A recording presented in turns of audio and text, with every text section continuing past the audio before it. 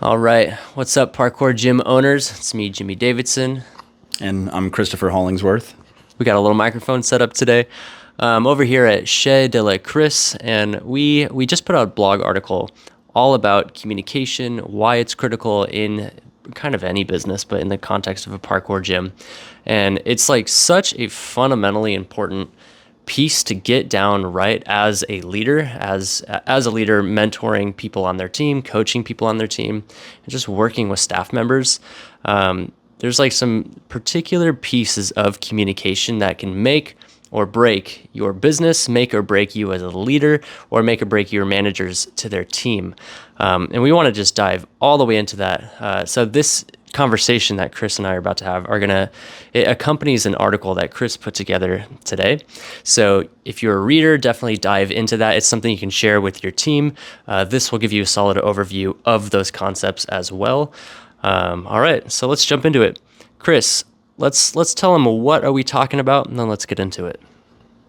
Yeah, so a little bit more about this topic and why it's important is if you find yourself in a leadership position within a business, either a general manager or a head coach, specifically within parkour, but really any position where you're managing people or working with people, you can't just rely on the systems and documents and procedures of the gym to run the business. There's always going to be situations that come up with your staff, with your parents that you're interacting with, the kids that you're interacting with, the general community, your property managers, and you're dealing with human beings.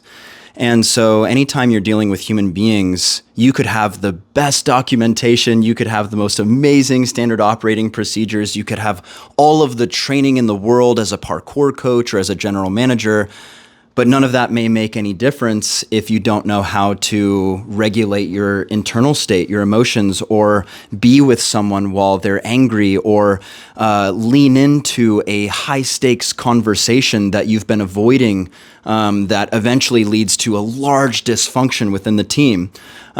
So a little bit more about that is just you want to really be interested, if you're in a leadership position, in developing these communication skills. So, really the next key piece that we would get into here is talking about, well, what are the different types of communication that you would interact with as a leader in a gym? What are the specific things that you would really want to watch out for? So I'm curious for you as a business owner, to put you on the spot. Can you think of an example of something that you handled as a leader with your team, and it could have to do with anything within their accountability? Can you think of any example where someone came to you and you resolved that issue with them, something like that? I can definitely think of a lot of the opposite of that came to me and resolved an issue. But yeah, I mean, using communication to resolve an issue that comes, a lot of the times we will find an issue that is sort of revealed. Like we found it by either not hitting our results, or we found it because we like accidentally upset a member or something. Yeah. So issue is revealed, and communication is the way that we investigate it. It's the way that we identify, okay, well, whose accountability is this? It's yours and yours. Okay, now like how do we talk about the work to be done and what needs to go into that to create a better result in the future in a way that the person I'm speaking to doesn't take it personally, doesn't take it as an attack on them. And we are just talking about like what is so in the business, what needs to happen, what went wrong, what caused the going wrong, and how can we just like manage us having a better result, right?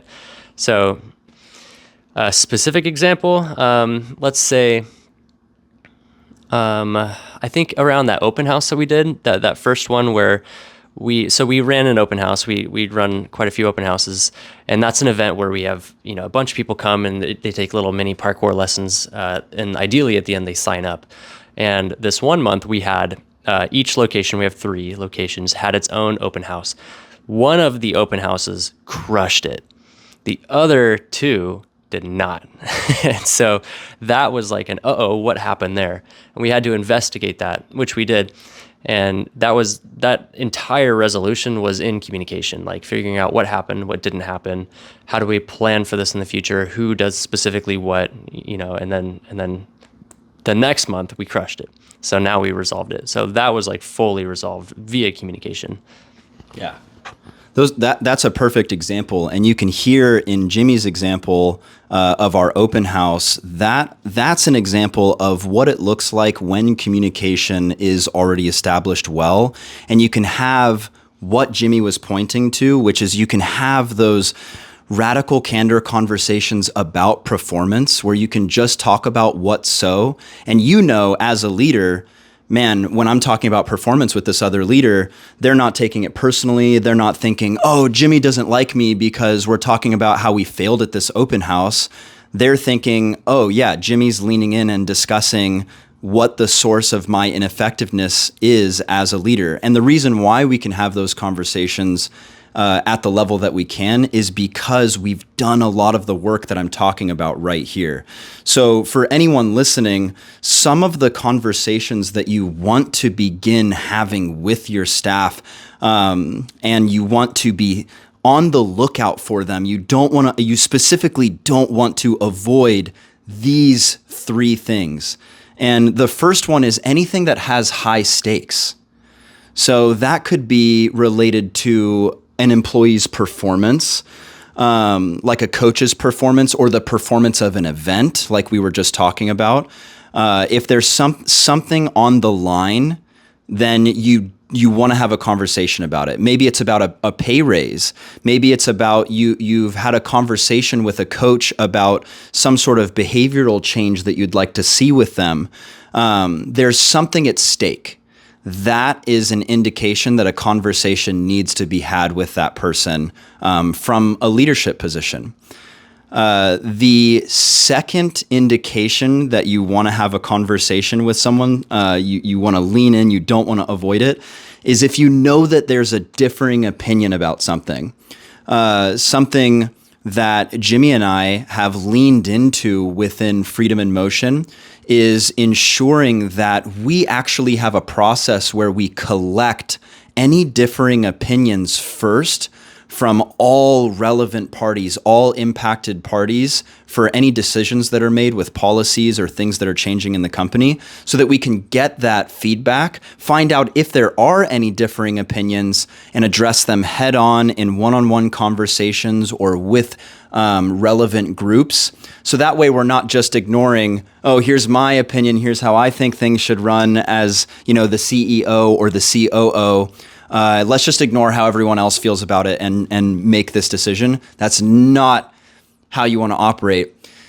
You definitely want to be aware of, are there any differing opinions to the policy that I'm attempting to implement or the change I'm making within this business? And if there are, make sure that you discuss them. You don't need total 100% alignment to make difficult decisions or decisions that forward your company, but you do need to lean in and address, do these exist and where are they coming from and how relevant are they, and have I explored and considered these differing opinions? And I could write a book about why it's important to do that for your culture, to make sure everyone feels seen and valued and heard. But I won't. There are other people that have. But that's the second big thing. So we have the first one, which is high stakes, and we have the second one, which is differing opinions. And our third aspect that you really want to watch for is any time that there's a strong emotion. So you're dealing with people. In a business, you're always dealing with people. And anytime from your staff to your customers to the people that you work with logistically, if you notice there's a strong emotion, and it could be what you'd call positive or negative. They could be passionate and excited. That's still something that you want to lean in and talk about and address. Their passion, their excitement, their joy with this aspect of their job.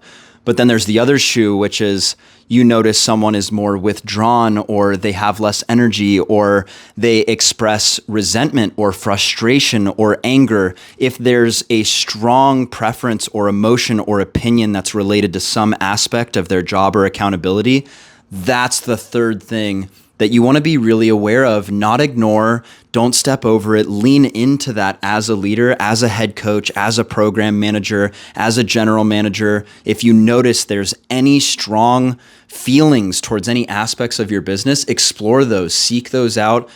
Do not ignore those because they could potentially be landmines. And the last thing I'll say here is, if there's any combination of those three, each one in of itself is like its own whole world to address.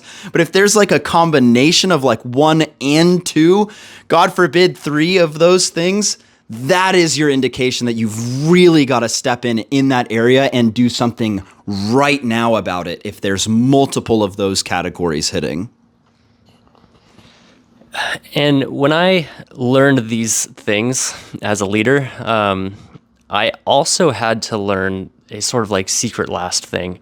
And that last thing was that you touched on it a bit. It's that when you make a decision, it doesn't have to be like full alignment, is what you said. I would phrase it as like, your business isn't a democratic constitution, right? Where it's not like a government. So if you have an important decision to make, do seek differing opinions. Do make sure that if someone has a strong emotion about it, that they're, heard and left, seen, acknowledged. But like, then when it comes time to make the decision, you take that feedback and then you still make the decision as the leader. So like, waiting for consensus might really actually slow you down. But if you take those key bits of insight from those 3 categories of communication and feedback and intelligence gathering that Chris just laid out, and then you and your leadership team make the decision, don't sit around for it to be like a democratic resolution. You need speed, and you need like a strong leader to actually like say, we're going this way. Even though there might be some differing opinions, at least you heard them out, and maybe you adjusted your approach a bit too, but someone still has to make that decision, and then the business moves forward. That was the thing that I needed to learn after I learned those 3 things that you just spoke to, because I found myself just like, not everyone on the team will learn those communication skills. And so when you have some people on the team who don't have like the full breadth of the insight at the issue you're trying to solve, or the decision you're trying to make right now, they don't have the full context. They don't really have like the ability to like make the decision on their own. But if you are saying like, okay, I have to make sure everyone is a yes, you're going to keep yourself stuck for probably way longer. So these tools are useful in team alignment and faster decision making too.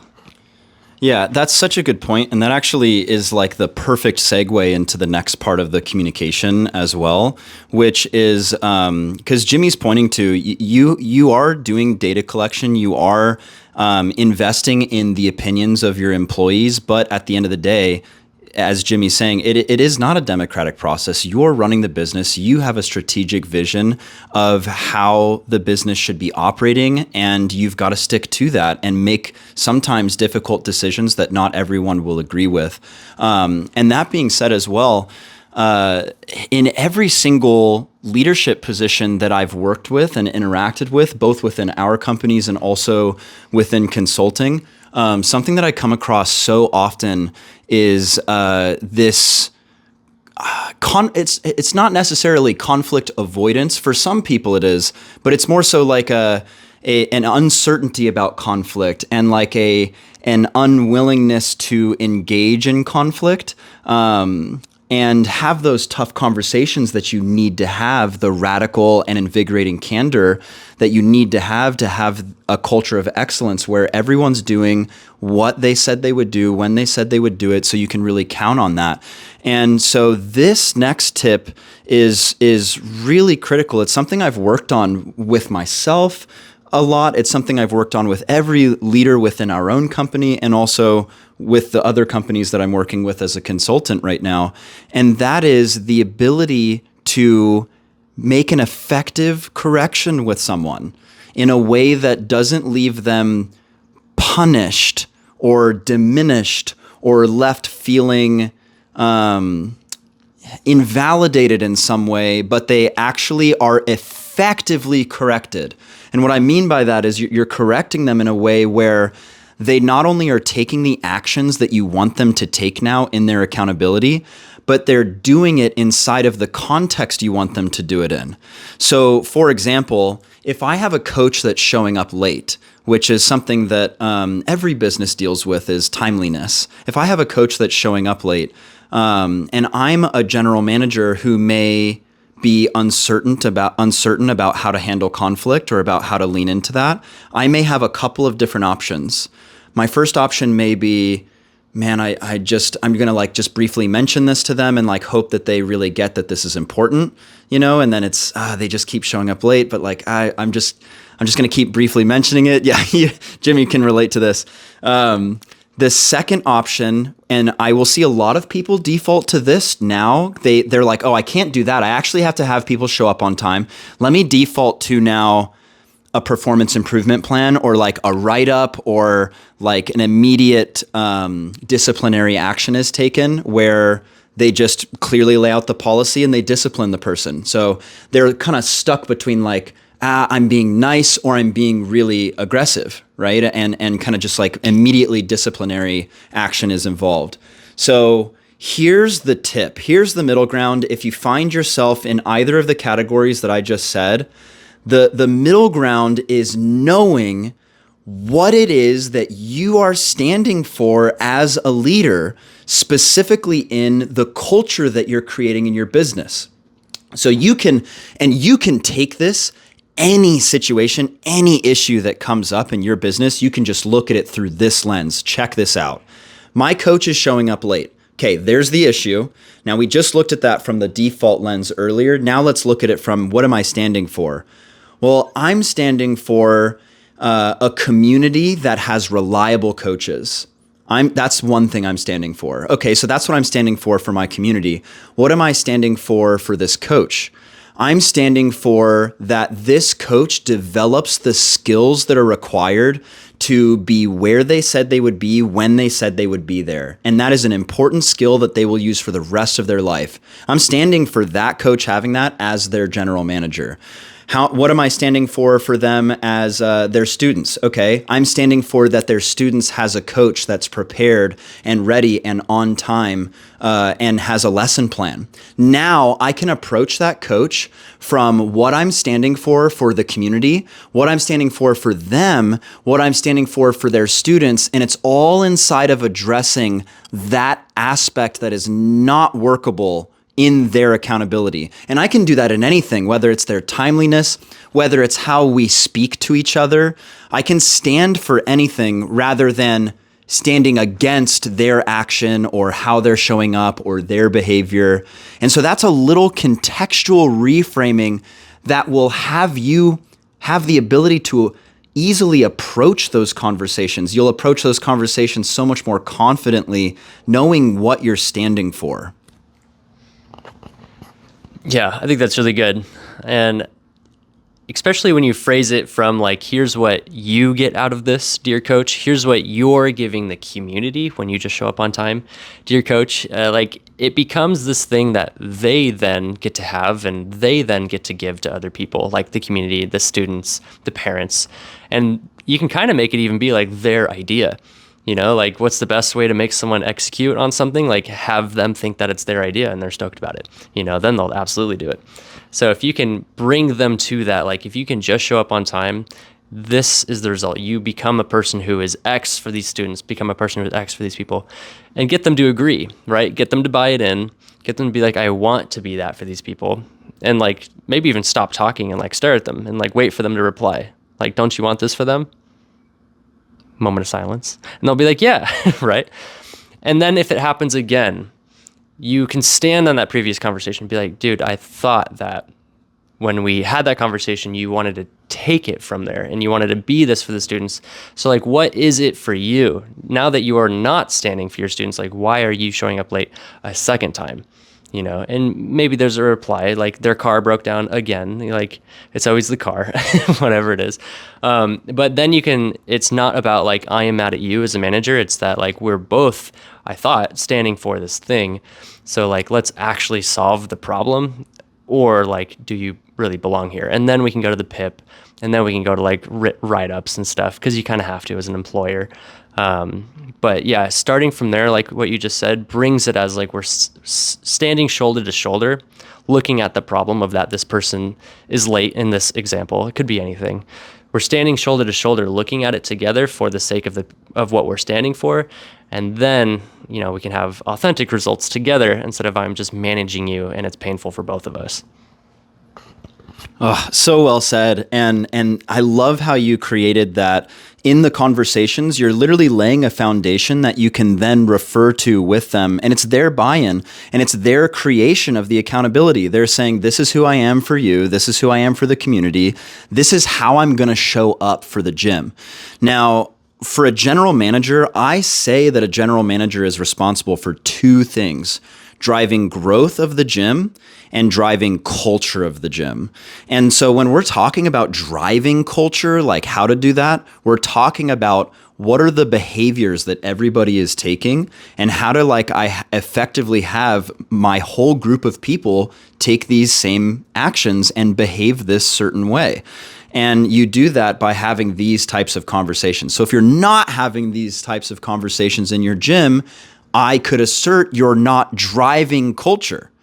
You may have a culture, and you always have a culture, but are you driving it specifically in a direction towards a designated place where when a person walks into that gym, they're going to get someone that behaves and acts a certain way. They show up on time, they're kind, they relate to themselves as experts. There's not any hidden or uncommunicated resentments about their job. They love being there. So if you want that kind of environment, you've got to get interested in this. And here's another pro tip for getting that kind of environment. As a general manager, and Jimmy has this, I have this, you have to begin developing this sixth sense for when problems are beginning to arise in communication.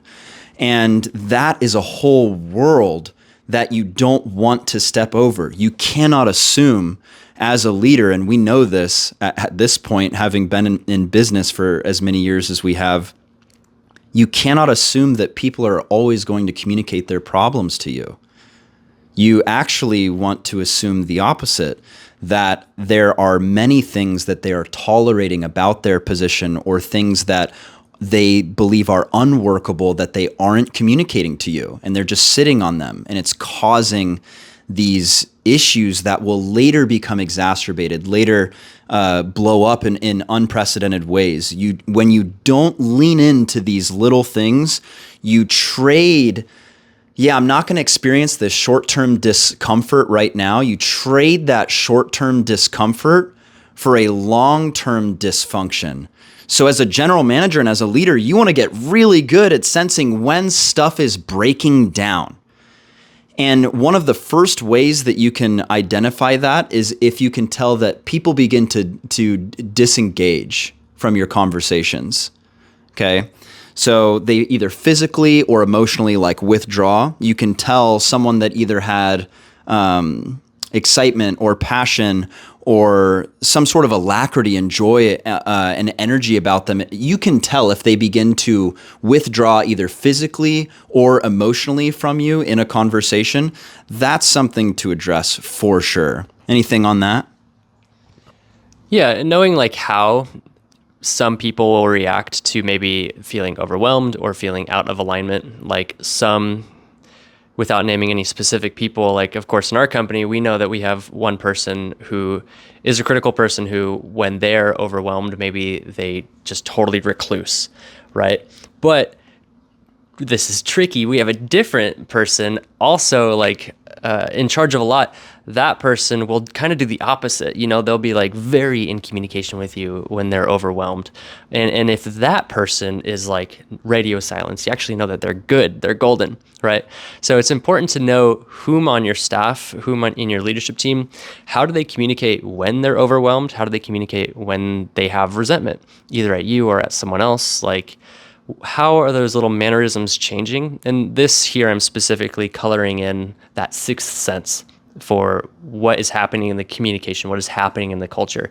If you can understand what people tend to do when they are in these different states of being, in these operating states of being, and you know their tendencies, that is your sixth sense. You can just watch them and you can just listen to their communication flows and just literally observe what's happening. And then if you just connect those dots, right? You just have an understanding of like mine to your relationship. What happens when you're peeved at me? What happens when you're stoked at me, and vice versa? And then you take action to investigate, have radical and sincere candor, which candor to be defined as just like direct communication, right? I'm going to be candid with you and I'm just going to say what the issue is right out. Like, this is the issue. You're looking at it. We're looking at it. And then we resolve it. After you have that sixth sense, you jump into those conversations and you resolve it. Yeah, super well said. And you've got to know your team, and you have to know exactly, like Jimmy's saying, how they either engage with you or what they look like when they're disengaged.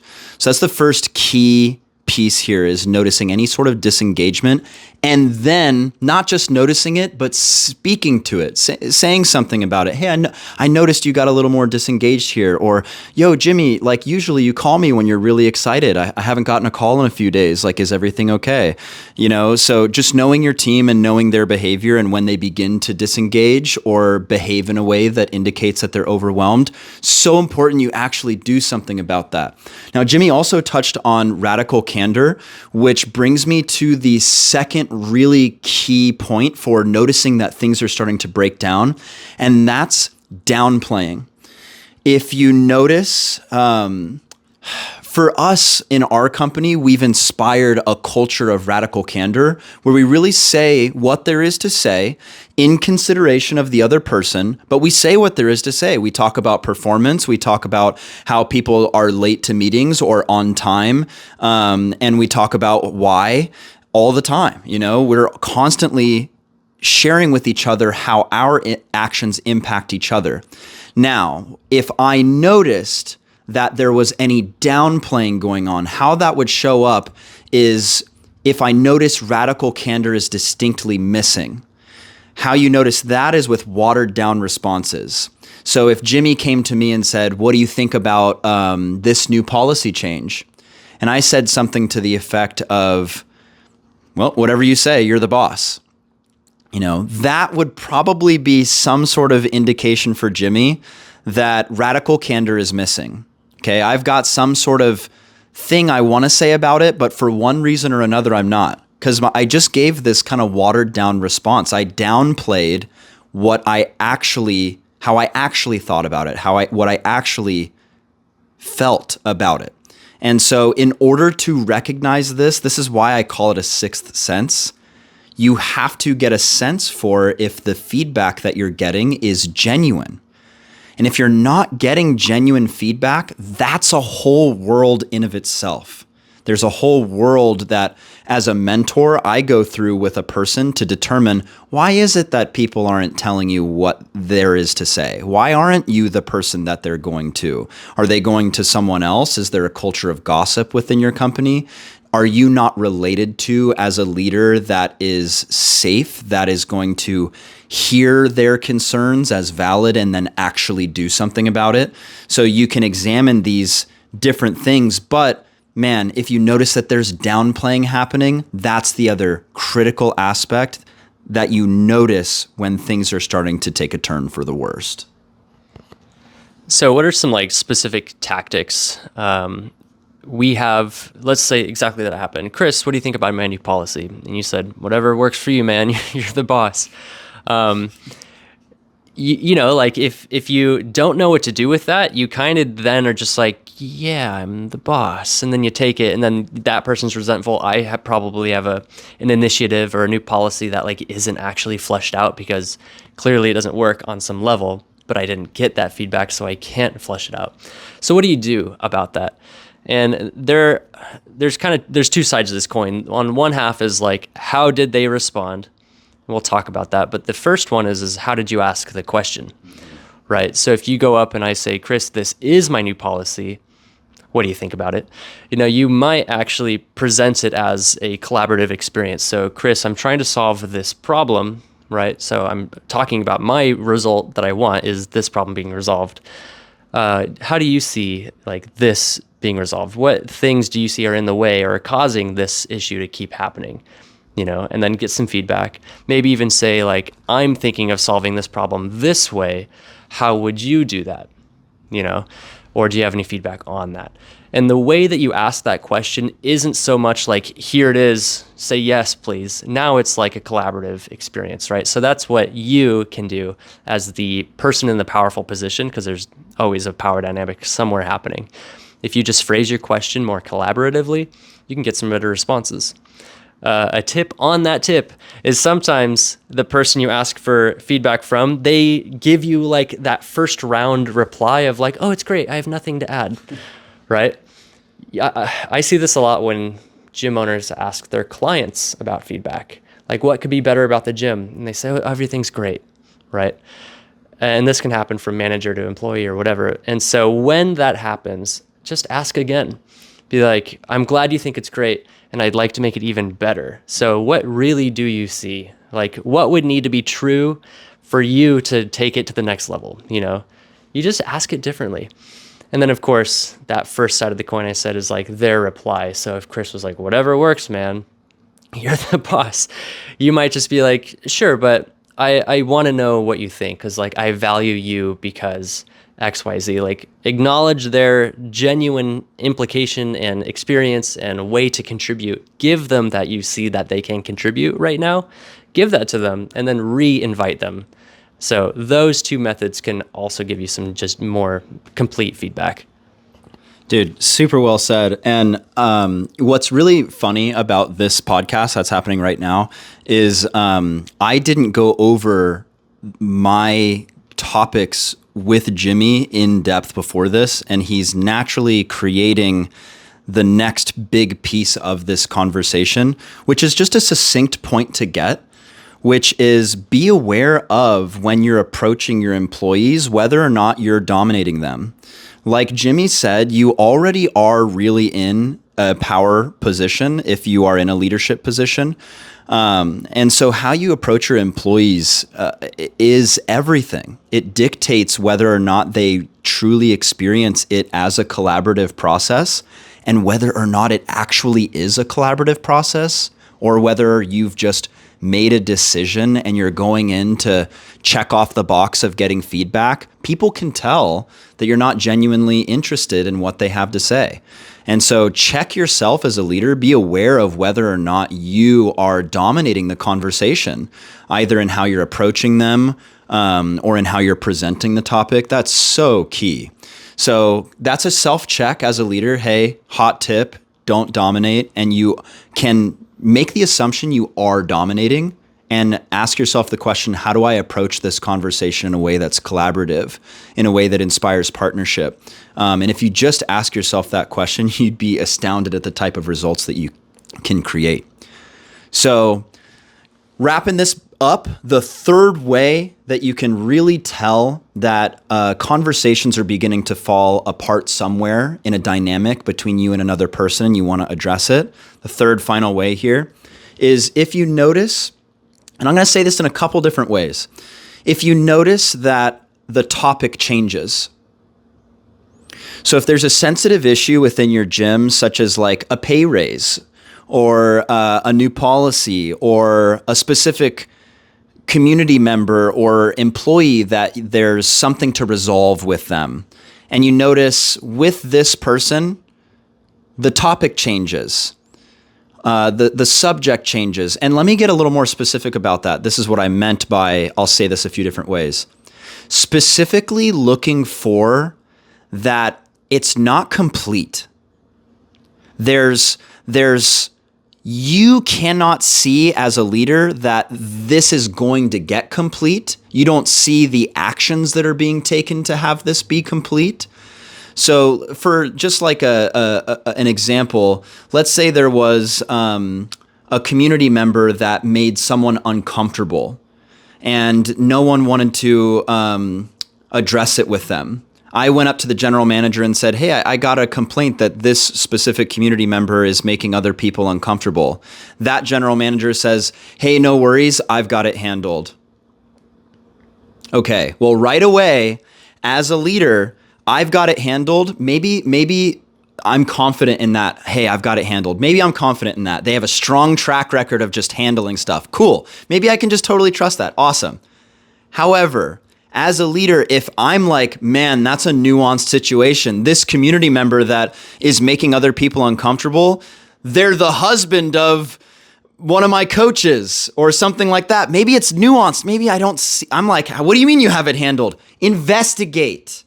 If you don't see how it would be complete. And that goes for nuanced cultural issues, that goes for systems and procedures, generating reports, being at the source of what's happening within a gym or for an event or for a class or what's happening with someone's pay raise structure. It could be anything.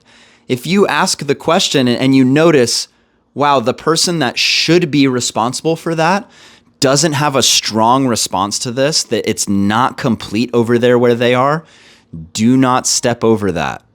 Do not ignore that. Lean into that so that you're sure that they are sure. And if you just do that, if you create certainty where you are uncertain with the people that you are managing, you will uncover every hole within your business. Every hole within your business. Yeah, absolutely. So communication as a function of managing your team, as a function of growing your business. When does all of this stuff become like very critical, right? And this is a scaling issue. The more people you have, the more important it is that you're great at communication, that you're great at coaching people to get better at communication, that when you hire people, you're assessing their ability to communicate, their ability to hear feedback and react and improve based on the feedback. So if you're listening to this and you're a parkour gym owner and you maybe have a small handful of coaches, and maybe you don't have like a management layer, it's just you and your team, sure, this is important. But as you start to grow, as you add a general manager, as you add a head coach, like especially as you have 2 locations, this like the importance of this multiplies by like 100x once you have 2 locations. You know, the more you grow, the more people you'll need to help manage that.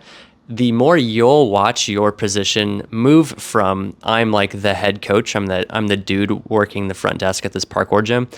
That'll shift into I am a mentor for my team. I am a coach for my team. And the only way to really show up in reality there is through your communication to them. You know, your digital communication, your in-person communication, even your body language, and your ability to assess their communication. So as your gym grows, you shift into being a mentor for your team, and this becomes more and more important. So just wanted to create that, like, where in my business journey does this become important? It's important right now, and it only gets more important. It only scales from there. Yeah, big time. And as you scale your communication skills, you will be able to take on bigger problems. And when you become more effective at tackling the problems within your team not only will become more effective employees, they literally will become happier humans. It's proven that your relationship with your manager, the person that directly oversees you in your work, has more to say about your mental health than even your spouse or medical professionals around you. So it's something to take you should have a high regard for how you relate to your employees. Now, we touched on something earlier that I'm going to close this conversation with, and then direct you all to a resource so that you can find out more about this. So earlier, Jimmy and I touched on the importance of making sure that you're not dominating your employees. And the fact of the matter is, you will have strong opinions as a manager, and you will have to have those strong opinions and make strong decisions as a manager. So I'm going to leave you with 3 really critical tips, and then a resource to equip you with further knowledge down the line. So those 3 tips are: watch for signs that you're pushing too hard with your employees. Okay, you can totally have a vision and a direction and an idea of where things are going, but just watch for, am I immediately jumping to reprimandation, or am I including my employees in what that vision is? Am I actively creating that context with them?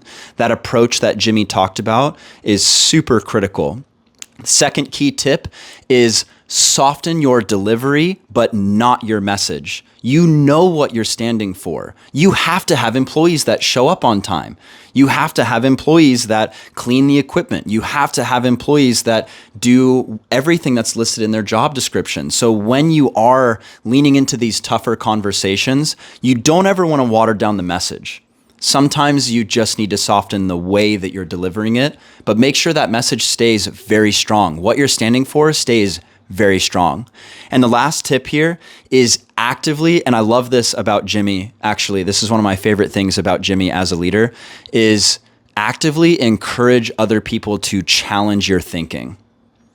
When you understand what it is that you're standing for as a leader within your space, either as a general manager and a business owner, a head coach, when you know why you're having this tough conversation, you can encourage people to seek it out with you and to really get curious, about why it is that you're having that conversation with them, and ask them, invite them to poke holes in it. Do you have any questions about this? Do you have any concerns about this? Do you have any, yeah, but what about this, about what I'm saying? Do you have any, yeah, but what if this happens? And ask for that, encourage that, show people that you really have thought about why it is that you're saying what you're saying, and it gives you the opportunity to re-clarify your intentions and also open the floor to genuine concern that other people may have about anything that you're doing within your business. Okay, so if you want more on this, we have a full blog article on our website. So motionmentors.org, check out the blog. Depending on when you're seeing this, it'll be towards the top or not.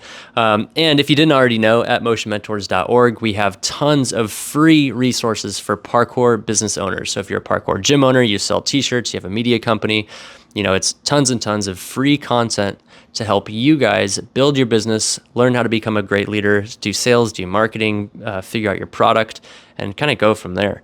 Chris, you mentioned a few times being a consultant for other businesses.